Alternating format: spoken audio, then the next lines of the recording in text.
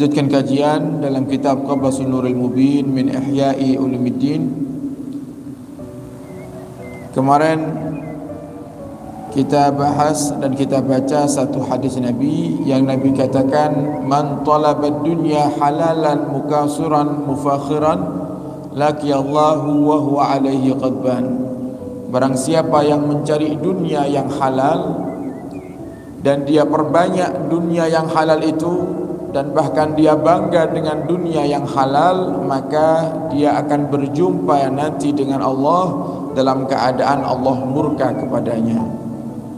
Akan tapi barang siapa yang mencari dunianya dengan niat agar bisa menjaga ifahnya, menjaga muruahnya, menjaga kehormatan dirinya, dan juga untuk menjaga daripada kehormatan keluarganya, maka jaa yaumal qiyamah, dia akan datang nanti di hari kiamat, wa wajhuhu kal qamar, wajahnya bersinar seperti bulan purnama yang terang benderang. Jadi semuanya yang dicari sama, akan tapi niatnya berbeda. Ada orang cari dunia halal tapi niatnya untuk mufakhiran, untuk bangga-banggaan. Niatnya untuk hanya sekedar memperbanyak dunia, maka dia akan berjumpa dengan Allah dalam keadaan Allah murka nanti. Tapi ada juga orang yang mencari dunia yang halal tapi niatnya untuk menjaga kehormatan diri dan keluarganya, maka dia akan berjumpa dengan Allah nanti dalam keadaan wajahnya bersinar terang benderang seperti bulan purnama. Fadunya, kemudian Imam Ghazali mengatakan, fadunya haddu nafsikal ajil. Apa itu dunia? Dunia itu adalah keinginan jiwamu yang ingin tersegerakan, alladzi la hajata ilaihi li amril akhirah, yang tidak ada kebutuhan daripada dunia tersebut untuk perkara akhirat kita. Kepingin punya kendaraan misalnya, yang kendaraan itu tidak ada kita punya niat untuk ibadah kepada Allah, hanya sekedar ingin memiliki saja, atau mungkin ingin menjaga daripada kegengsiannya. Kalau teman-teman semuanya pakai mobil, masa saya tidak pakai mobil?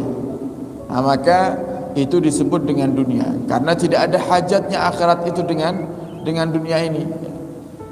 Wa yu'abbar anhu, dan juga bisa disebut dengan al-hawa atau hawa nafsu, sebagaimana Allah mengatakan dan Allah isyaratkan dalam Al-Quran, wa nahan nafsa anil hawa.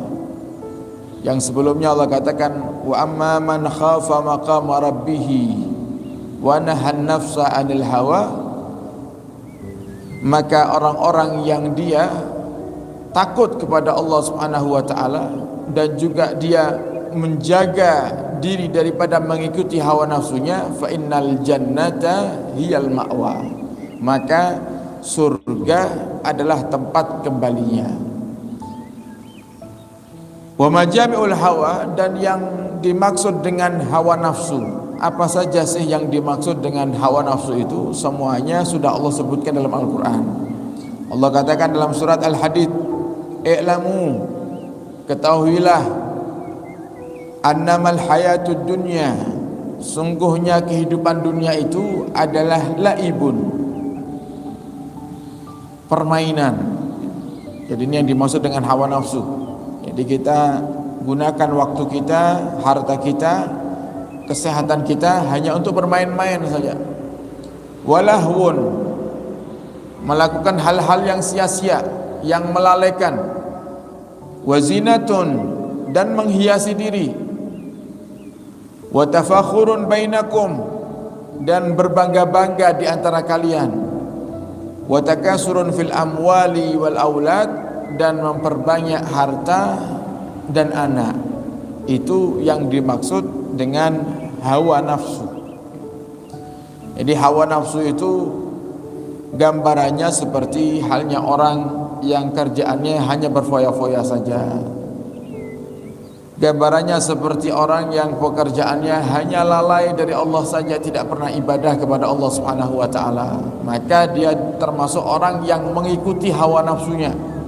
Wa takasurun fil amwal, memperbanyak harta, wal aulad, dan memperbanyak keturunan hanya sekedar untuk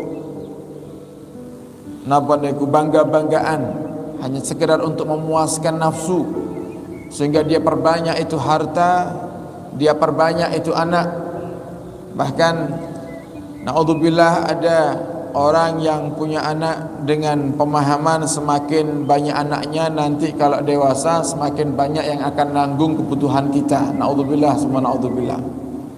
Lahun, lalai dari Allah Subhanahu wa taala, mengikuti hawa nafsu, yang padahal Allah sudah jelaskan dalam Al-Qur'an, Nabi Muhammad sudah sampaikan dalam hadisnya, tidak boleh kita itu hidup bersandar kepada siapapun.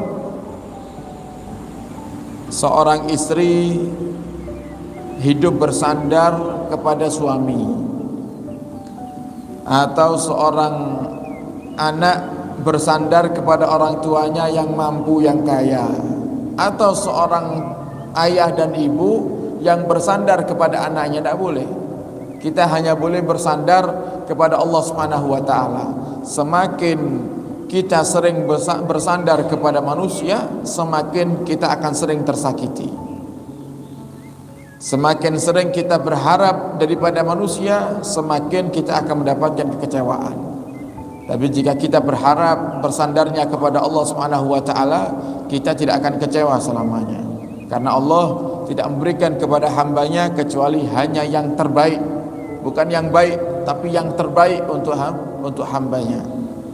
Oleh karenanya orang-orang dulu itu melihat sesuatu pemberian itu bukan dari dzatiyahnya, tapi dari siapa yang memberikannya.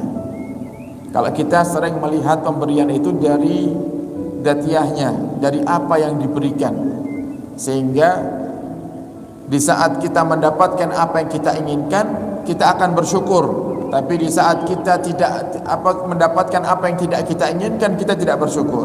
Karena kita tidak melihat siapa yang memberi, kita melihat apa yang diberikan. Jadi kalau dapatnya nikmat, ya kita bersyukur.